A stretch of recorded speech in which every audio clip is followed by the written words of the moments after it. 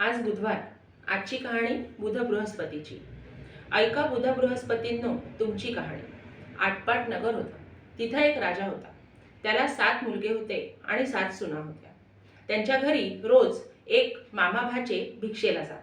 राजाच्या सुना आमचे हात रिकामे नाहीत बरं असं सांगत. असे पुष्कळ दिवस गेल्यावर त्यांना दारिद्र्य आलं. सर्वांचे हात आपोआप रिकामे झाले.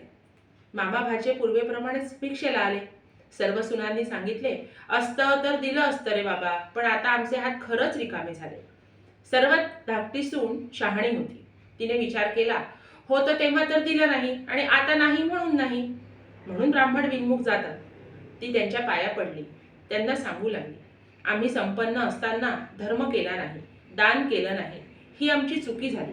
आता आम्ही पूर्वीसारख्या कशा होऊ याचा काही उपाय सांगा.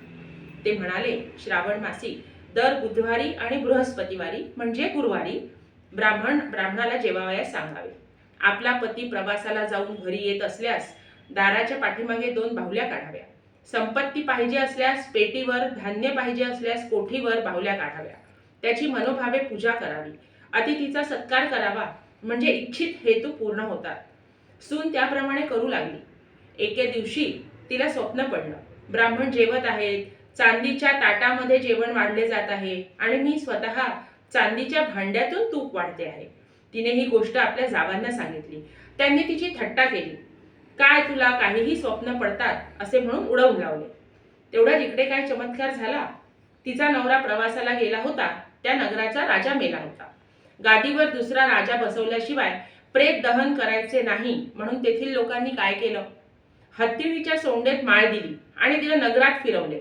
ज्याच्या गळ्यात हत्ती माळ घालेल तोच राजा होईल असे त्यांनी जाहीर केले. हत्तीणीने त्या बाईच्या नवऱ्याच्या गळ्यातच माळ घातली. मंडळींनी त्याला हकलून दिलं. पुन्हा हत्तीण फिरवली, परंतु त्यांनी परत तिच्याच गळ्यात माळ घातली. त्याप्रमाणे 3दा झाले. पुढे त्यालाच राज्याभिषेक केला. तो राजा झाला. त्याने आपल्या माणसांची चौकशी केली. तेव्हा ते देशोधडीला लागले असे त्याला समजले. पुढे राजाने काय केले, मोठ्या तलावाचे काम सुरू केले. हजारो मजूर त्यात खपू लागले. तिथे त्याची माणसं आली. राजाने आपली बायको ओळखली आणि त्याला खूप आनंद झाला. तिने राजाला बुध बृहस्पतीच्या व्रताची आणि स्वप्नाची हकीकत सांगितली. देवानं देणगी दिली, पण जावांनी थट्टा केली. राजाने ती गोष्ट मनात ठेवली. पुढे ब्राह्मण भोजनाचा थाट केला. हिच्या हातात चांदीचे भांडे दिले आणि सांगितले, तू तूप वाढ.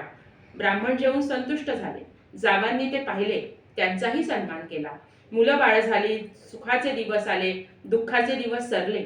जशी त्यांच्यावर बुध बृहस्पतींनी कृपा केली तशी तुम्हा आम्हावर करो ही 60 उत्तराची कहाणी 5 उत्तरी सफळ संपूर्ण हो. यातून हाच बोध घेऊ शकतो की आपल्या मुठीत जेवढे मावेल तेवढेच आपण वापरावे, उरलेले इतरांना दान करावे. धन्यवाद.